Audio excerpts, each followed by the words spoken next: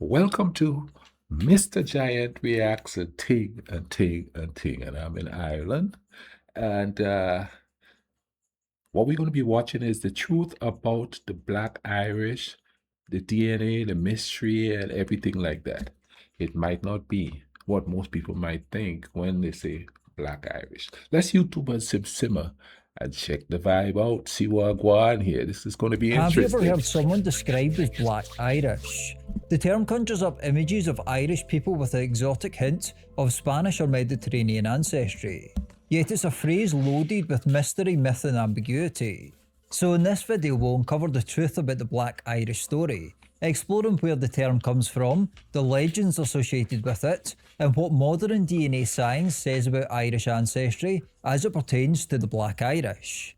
Now, the way people describe the Black Irish does depend slightly on the source. In general, however, it describes Irish people that have darker features that you would normally associate with Ireland. These are more Mediterranean or Spanish looking features, darker than the typical image of Irish people with fair skin, red or light hair, and light eyes. And the combination of the Spanish looking ancestry and more typical Irish phenotypes often creates interesting combinations. The most common look people refer to as being Black Irish is someone with jet black hair, or very dark hair at least, and piercing blue eyes, although some describe people with dark eyes as well.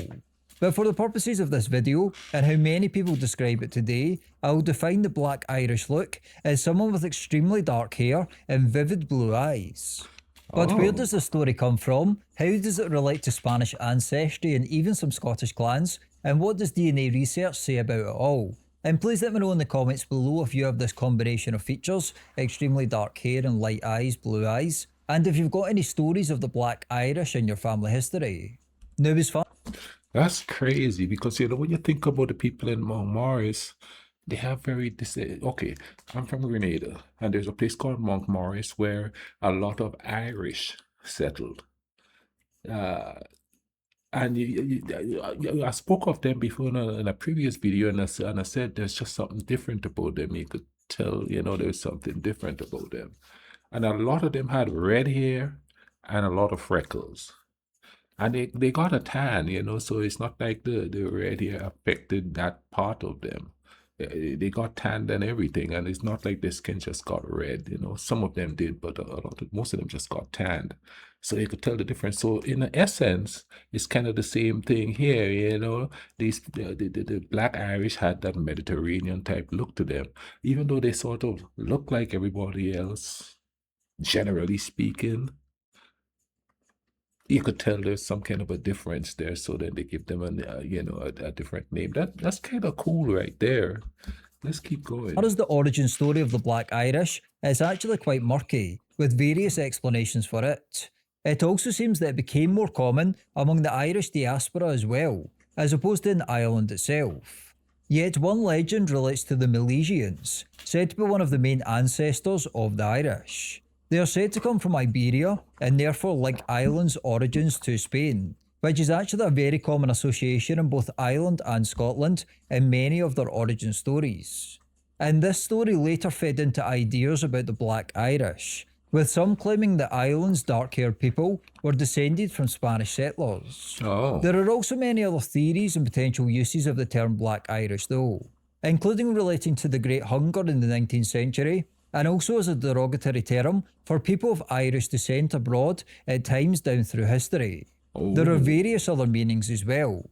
Yet the most common story of the Black Irish in the context of this video refers to survivors of the Spanish Armada in the 16th century. Now in 1588, ships of the Spanish Armada were wrecked off the Irish and Scottish coasts. The story goes that surviving Spanish sailors supposedly intermarried with the locals, introducing dark hair, darker eyes like hazel, and olive skin into the Irish population.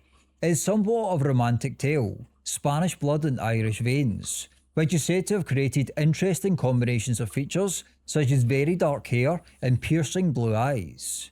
Now the general view from historians is there is little evidence for this. According to this interpretation, only a small amount of the Armada survivors washed up in Ireland, most of whom were captured or killed. Therefore, hardly any would have started families. So this is the common view of historians that it's basically a myth. But is this true? Well, in general, I tend to believe that a lot of the mythical stories that different peoples have often have small seeds of truth in them. But could this be true for the Black Irish? Well, we do know that many ships were wrecked off the coast of Scotland and Ireland, mainly Ireland but also Scotland as well, around the Hebrides, as you can see in this map. And this is partly fed into many stories around Scotland and Ireland of ancient Spanish ancestry. And many of these stories are actually found in somewhat unexpected places.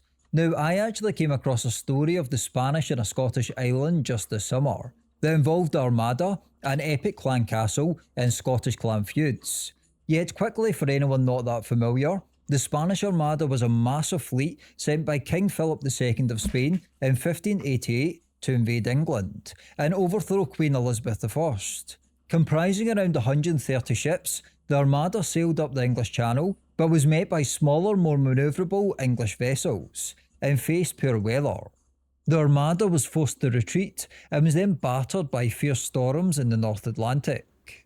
As someone And this is so cool here, how this happening because, seeing that the ocean ran right outside there by Ireland, you know what I'm saying? And back in the day, all these ships came and they came and went and stuff, and the Spanish is involved there too. Same thing with the island in Grenada because we were once a Spanish colony, and then we were a French colony, and then we were a British colony. So then all these people, more than likely, left their mark on there. So it's not far-fetched to think that ships going along the coast there in Ireland and there's so many wreckages and stuff and people coming ashore. If they come ashore after the ship is wrecked, there's nowhere else to leave. So if they survived, they're gonna leave their mark, their DNA on the island. They're not gonna just like they're human, so they're not gonna not assimilate and stuff like that. So it's kind of the same thing would happen on the island or all the islands in the Caribbean too. that's Scottish, this doesn't surprise me, given the weather we have here. Anyway, many ships were wrecked off the coast of Ireland and Scotland, as this table shows, where survivors often face capture or death. And of the around 27,000 men that left Spain, only around half made it back, although estimates do vary. Now, just this summer, me and my dad took a trip to Mull and Iona, islands in the Hebrides just on the west coast of Scotland, just north of Ireland. And it was stunning, by the way, and please let me know in the comments below if you've been to either. But anyway, one day Nice we decided beach. to go to a castle known as Duart Castle, which was the ancestral home of Clan MacLean. It's a beautiful location on the water, and some films have actually been shot there, including Entrapment that you may have saw, starring Sean Connery and Catherine Zeta-Jones. Anyway though, we were wandering around the castle looking at the clan history and the kitchen etc, as you do in these places, when we came across the dungeons and rec room. And this is the scene from that area of the castle, showing an injured Spanish sailor in the depths of Duart Castle. Yet how did they get there? Well, on the 23rd of September 1588, the Spanish galleon San Juan de Cilia anchored in Tobermory Bay on the Isle of Mull, which was one of the 130 ships that formed the Spanish Armada. It is recorded as having 279 Spanish troops on board and a crew of 62. The crew were short of water and supplies, however, and the ship's senior officer struck a deal with the local chieftain, Lachlan More MacLean, the 14th chief of Clan MacLean. The agreement was that the ship would be replenished if Spanish troops were used to settle some of MacLean's outstanding feuds with nearby clans, mainly the MacDonald clan. Now at this time, Clan MacLean was in a feud with the MacDonald clan over the sea route to Ulster that ran from Argyll. Now, for over a month, the Spaniards are said to have supported MacLean, ravaging the lands of his rivals, including the MacDonalds of Clan Ranald, on the islands of Rum and Egg. They even joined MacLean in a 3-day siege of Mangary Castle, though he was eventually forced to retreat.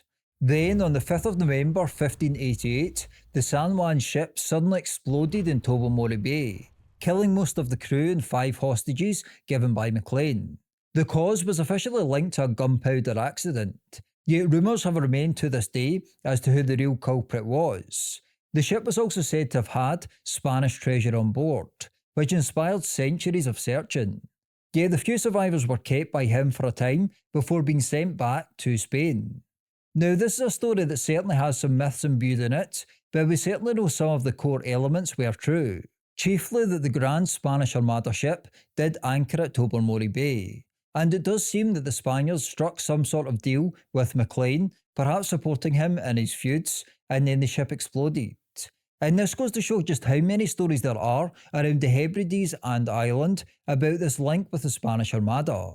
Some even tell tales of marriages between stranded Spaniards and island women, which left behind traces of Mediterranean features in later generations.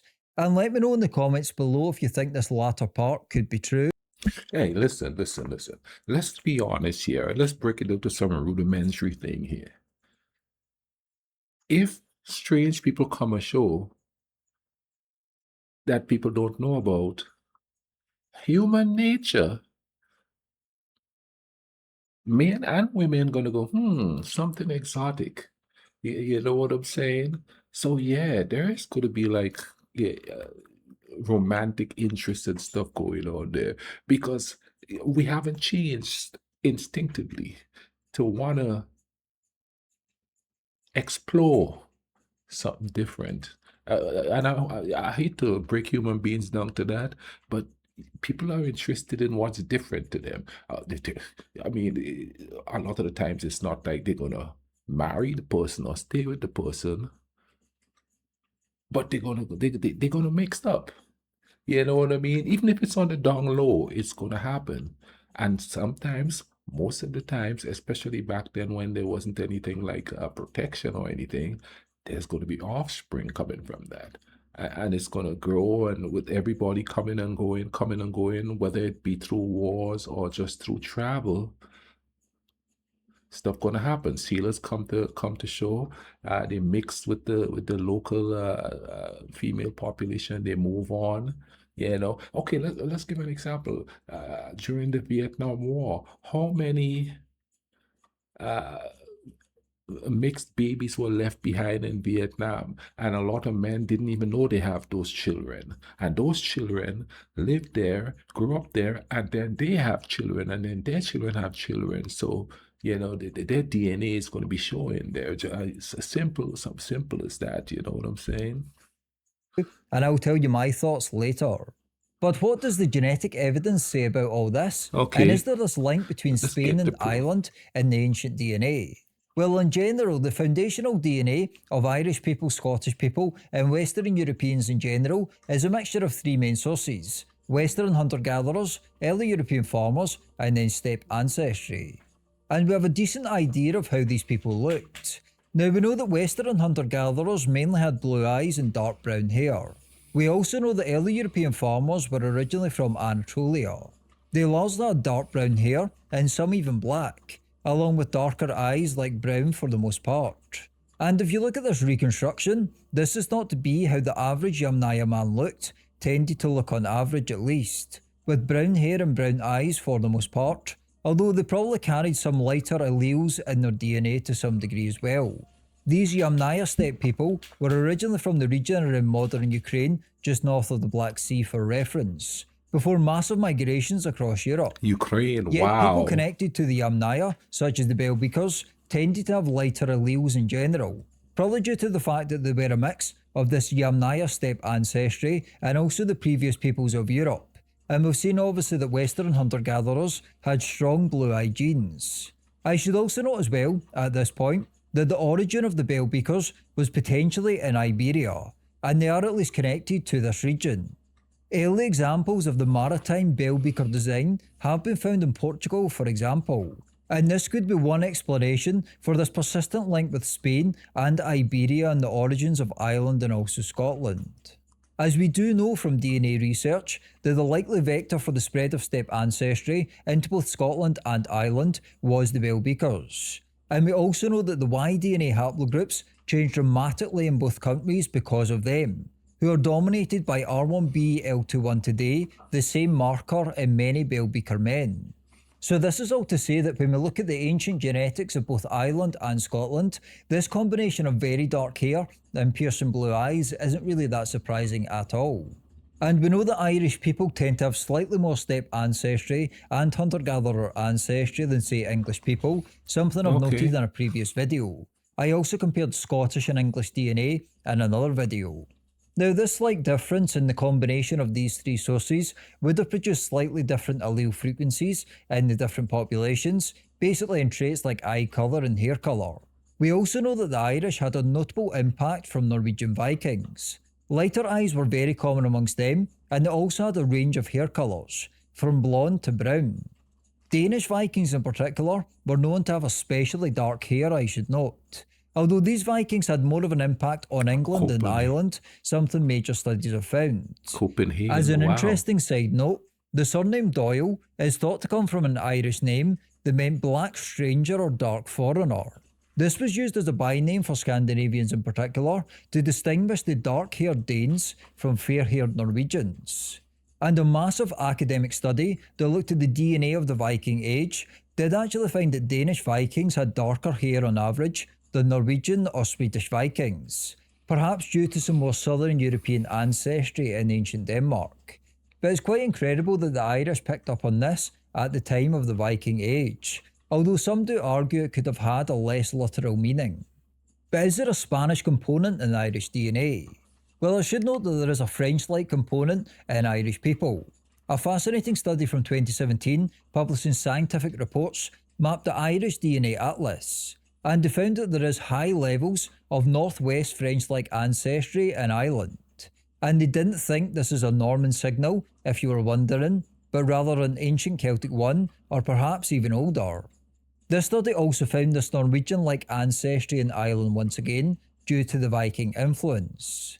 Yet, this study found no major Spanish-like ancestry in Ireland, and other studies have found similar results. So in other words, there is no notable inflow of Spanish DNA around the time of the Armada that has been detected in Irish people. Oh, okay. Now, I should note that results from an older study from 2009 indicated that the Irish, especially those in western counties, have their closest genetic relatives in northern Iberia, in Galicia and the Basque region. Yet the authors interpreted this as evidence that Ireland was originally settled by people migrating by boat from Iberia after the last ice age, thousands of years before the Spanish Armada.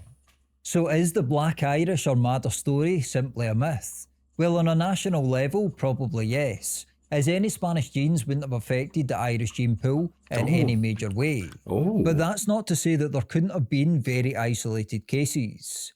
The story from Mull suggests that some Spaniards got involved in clan feuds during this time, in a way you wouldn't immediately think of.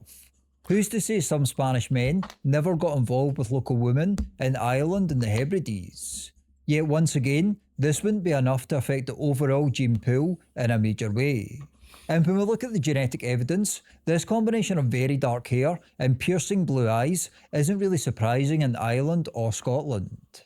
As despite what some may think, if you imagine what a typical Irish or Scottish person looks like, maybe similar to myself to be honest, this combination of dark hair and piercing blue eyes is very old in these lands. The first two peoples to mix were Western hunter-gatherers and early European farmers, with the latter bringing genetics from the region around modern Turkey and the Middle East.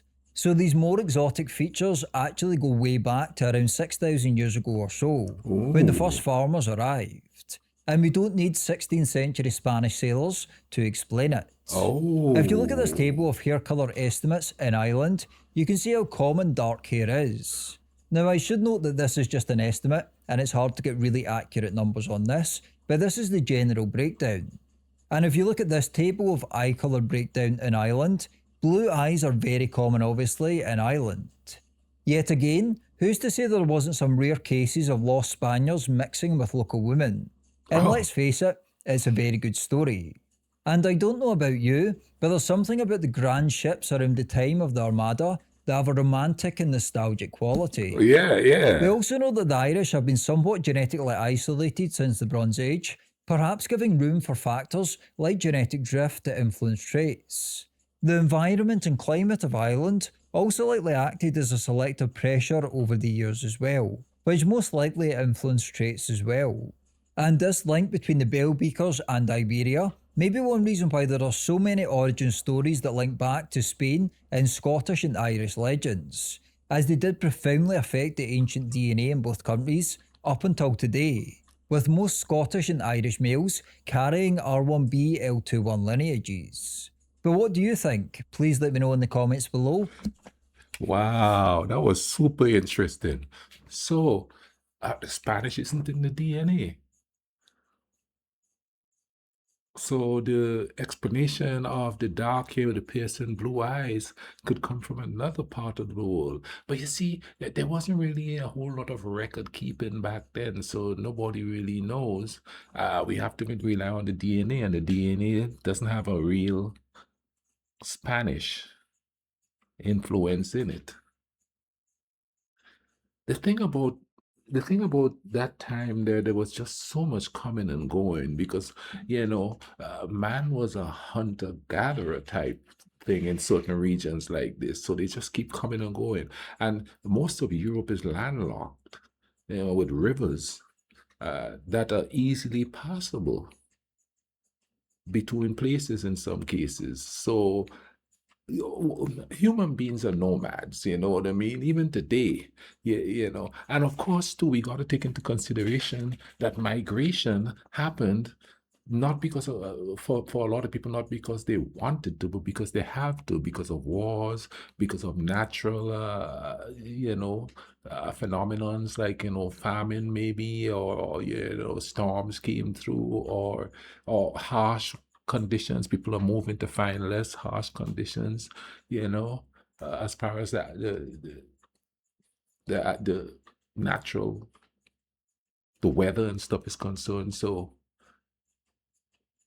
DNA is probably the only way we could trace it back. Also, we could trace it back through names too, because it seems like in Ireland, people are able to trace their lineage back by name, which is really cool. No, I can't do that because my name ain't have nothing to do with Africa where I came from. You know what I'm saying? So Africa where my ancestors came from, not where I came from. I'm not African by any stretch of the imagination. I'm not gonna go in there and say I am African. You know what I'm saying? It's my ancestry. Uh, but that was quite interesting. But like he said in the video too, one it's the Spanish coming and going. There was mixing going on because I remember as a kid we had like sailors coming on the island and stuff like that. And yeah, some of them mixed up. Well, okay, for instance, here's a perfect example. Bob Marley. His father was was it an Irish or a British longshoreman or something like that? You know what I'm saying? Uh, uh, as recent as that, you know what I mean? Because Bob Marley was born when, in the 50s or something like that? Maybe the 40s. And even then, because I remember ships coming in to Grenada when I was a kid, and this was the 60s, 70s, and they came and they kind of assimilated while they're there. And they had affairs, the whole romanticizing of that vibe, because that kind of stuff was romanticized like crazy there. And of course, too, there's wars where people get taken and force mixing happen in that way. You understand what I'm saying? So that's quite interesting. I hope you guys enjoyed that video, man. If you did, drop a like on the video, comment down below, hype up the video. Hype up the video. You understand what I mean? Share the video. I hope you guys are having a great day. In the meantime, take care of each other. Let's try to bring some peace in this world, okay?